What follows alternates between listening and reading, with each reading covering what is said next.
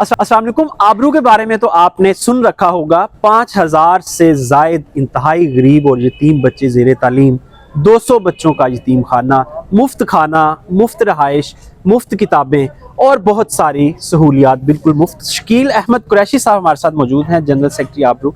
उनसे पूछते हैं कि ये प्रोजेक्ट क्या है और इसके मकासद क्या है। अस्सलाम वालेकुम। वालेकुम अस्सलाम। फरमाइएगा, इस वक्त तक हमारे पास क्या स्ट्रेंथ है और फ्यूचर में क्या प्लान्स हैं? प्रेजेंटली आबरू के जो पंजाब में स्कूल्स हैं उसमें लाहौर, सरगोदा, वहाँ कैंट वगैरह शामिल है। और इन स्कूलों में जिनकी तादाद तकरीबन 11 है, 5000 से ज़्यादा बच्चे ज़ेर तालीम हैं।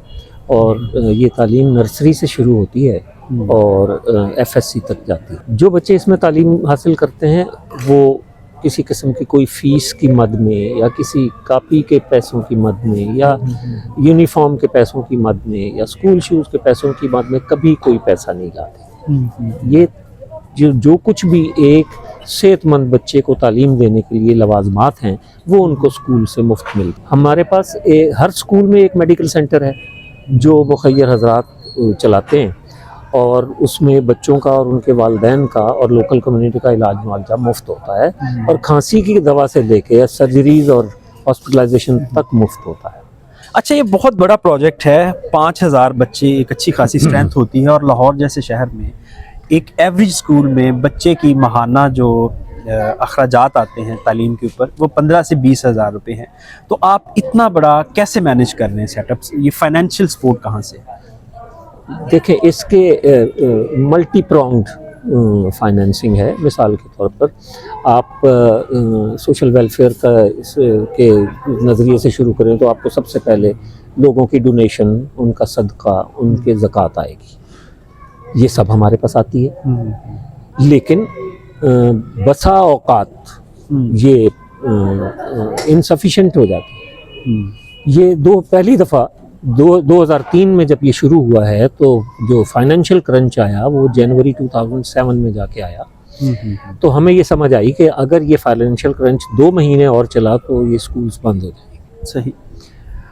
इस पे सोच विचार की गई, सारी एग्जीक्यूटिव कमेटी बैठी, बहुत सोचा। तो अब समझ ये आई कि जब तक किसी NGO के पीछे कोई फाइनेंशियल इंस्टीट्यूशन नहीं खड़ा हो जाता, खा वो उनका अपना हो, खा वो कोई पब्लिक में से हो, खा वो किसी जो है अवाम में से हो, प्राइवेट सेक्टर से हो, उस वक्त तक NGO चलती नहीं। चुनाचे हमने ये सोचा कि हम खुद अपना कोई बिजनेस जो है अपनी ऑर्गेनाइजेशन के पीछे खड़ा करते हैं। हमने ये सोचा कि अगर हम अपने दोस्तों, यारों, शहरदारों और बड़े घरों वाले मालिकान से जाके रिक्वेस्ट करें कि वो अपने घर का कूड़ा जो है थोड़ी सी तकलीफ़ करके सेग्रीगेट कर लिया करें और उसका ड्राई पार्ट जो है वो हमें एज ए डोनेशन दे दें। सही। तो हम उससे वेल्थ जनरेशन का काम कर लेंगे। और ये 2007 में हमने आइडिया कैच किया और उसी में इसको प्रोपेगेट किया। और 1 अप्रैल 2007 को हमें एक जो 2x3 का PP बैग है वो भरा हुआ ड्राई वेस्ट का मिला, जिसको हमने 37 रुपए में बेचा। इसका फिर नतीजा ये निकला कि इसके जो मेंबर्स हैं वो बढ़ने शुरू हुए और फिर वेल्थ बेहतर जनरेट होनी शुरू हुई। आज इस ये जो है इनिशिएटिव, इसके लाहौर के अंदर कोई 10,000 के करीब एसोसिएट्स हैं जिनके घरों से हमें हर हफ्ते ये वेस्ट जो है वो डोनेट होता है। तो इस तरह से ये टोटल जनरेशन जो है इसकी वेल्थ जनरेशन इस पार्ट की हमने और भी बिजनेसेस के पीछे खड़े किए हैं, लेकिन अगर आप वेस्ट की बात करते हैं तो ये हमारी टोटल एक्सपेंस का 30.1। जी बिल्कुल ठीक हो गया सर, वंडरफुल आइडिया है वेल्थ जनरेशन। ये फरमाएं कि हुकूमत बड़े प्रोजेक्ट्स को, NGOs को नॉर्मली सपोर्ट करती है, तो क्या आपने कभी हुकूमत से कोई दरख्वास्त की, रिक्वेस्ट की, या खुद उन्होंने कभी कहा हो कि आपको सपोर्ट करते हैं? नहीं, दोनों ही काम नहीं किए। ना हमने रिक्वेस्ट की ना उन्होंने हमें कहा।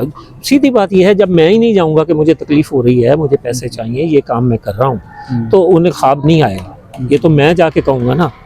हमारा और गवर्नमेंट का सिर्फ जो लाइजोन है किस में है कि हमें रजिस्ट्रेशन करानी होती है, उसकी रिन्यूअल करानी होती है। हमें चैरिटी कमीशन की रजिस्ट्रेशन करानी होती है, उसकी रिन्यूअल करानी होती है। हमें फॉरेन फंडेड है अब आबरू इटसेल्फ USA में फ्रेंड्स ऑफ आबरू के नाम से रजिस्टर्ड है, तो हमें फॉरेन फंड्स भी आते हैं, तो उसके लिए हमें मिनिस्ट्री ऑफ इंटीरियर से ताल्लुक़ करना पड़ता है, वो हम करते हैं। हमारी तमाम रजिस्ट्रेशन जो हैं वो इंटैक्ट हैं, सही। और हमने कभी गवर्नमेंट से कहा ही नहीं है कि हमें सपोर्ट करो, इसलिए आपका सेल्फ सस्टेनेबल मॉडल चल रहा है। ये फरमाएं कि हर इदारे का एक फ्यूचर ऑब्जेक्टिव होता है, कुछ एक्सपेंशन गोल्स होते हैं और उसमें कुछ रुकावटें होती हैं। ये फरमाएं कि अब आपने 200 बच्चों का एक यतीम खाना भी बना दिया हुआ है आबरू पीस होम के नाम से, स्कूल की बिल्डिंग्स बन गई हुई हैं बड़ी खूबसूरत, और 5000 से ज़्यादा बच्चे भी ज़ेर तालीम हैं। अब आगे क्या प्लान है एक्सपेंशन का और रुकावट क्या है? देखें, FSC पे तालीम मुकम्मल नहीं होती है। अब क्या ज़रूरी है कि एक बच्चे का इंटेलेक्ट जो है वो ऐसा हो कि वो इंजीनियरिंग, डॉक्टरी या कुछ और कर सके, कोई ज़रूरी नहीं है। ये तो अल्लाह ताला की देन है, किसी के पास कुछ, किसी के पास कुछ। लेकिन क्या जिसके पास ऐसा इंटेलेक्ट नहीं है उसे फेंक दें, उसे छोड़ दें? नहीं छोड़ा जा सकता। आप मुआशरा तश्कील ही नहीं दे सकते। गवार माहौल हो तो हमने यहाँ पर जो है वो ब्यूटी पार्लर की ट्रेनिंग का भी एक बंदोबस्त किया हुआ है। फिर तीसरी बात ये, अहम बात ये है उनकी अपनी सेहत और उनकी जिस्मानी साख्त। इस क्लास के लड़के जो हैं वो तो बाहर जाके खेलते हैं, क्रिकेट खेलते हैं, कूदते फांदते हैं, लेकिन लड़कियों को ये लोग घर से बाहर नहीं जाने देते, तो वो फिर बल्कि होनी शुरू होती हैं। और उसके आपको पता है कि बच्ची बल्कि हो जाए तो 100 मसाइल हैं उसकी अगली ज़िंदगी में। तो हमने यहाँ पर एक जिम बना दिया है बाकायदा, और एक इंस्ट्रक्टर आती है जो BS कर रही है फिज़िकल एजुकेशन में, वो उनको आके वर्जिश कराती है। हम तो इतनी बारीकी से चीज़ों को देखते हैं कि जो हम प्रोड्यूस करें वो मुआशरे के लिए बेहतरीन हो। जो बच्चे इस काबिल होते हैं, रिकमेंड किए जाते हैं कि इनको FSC में ले जाया जाए, तो हम FSC में उन पर पूरा जोर लगाते हैं। और जब वो बहुत अच्छे नंबर लाते हैं और उनका किसी गवर्नमेंट यूनिवर्सिटी में एडमिशन लिस्ट पे नाम आ जाता है, तो हम खुद एक कोई डोनर तलाश करते हैं अपने माशरे में से। और अल्लाह का बड़ा फजल है इस माशरे पे कि इसके अंदर मुखय्यर और नरम दिल वाले बहुत लोग हैं जो अमीर हैं, तो हम कोई ना कोई ऐसा तलाश करके उनके पीछे खड़ा कर देते हैं और वो उनको डॉक्टर इंजीनियर बना लेता है।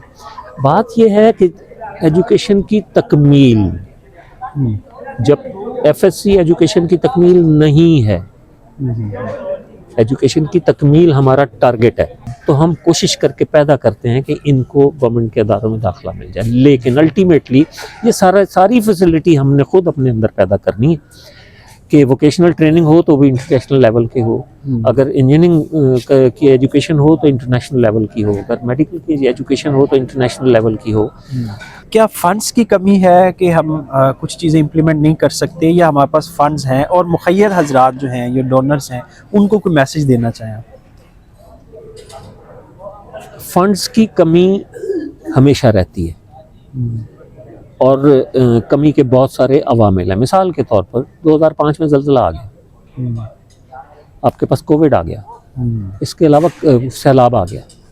तो जो मुखय्यर होता है उसका बहुत अजीब दिल होता है, वो देखता है हो ज़ल्ज़ला आ गया यार, इसको थोड़ा सा प्रायोरिटी कम करते हैं, उसकी बढ़ा देते हैं।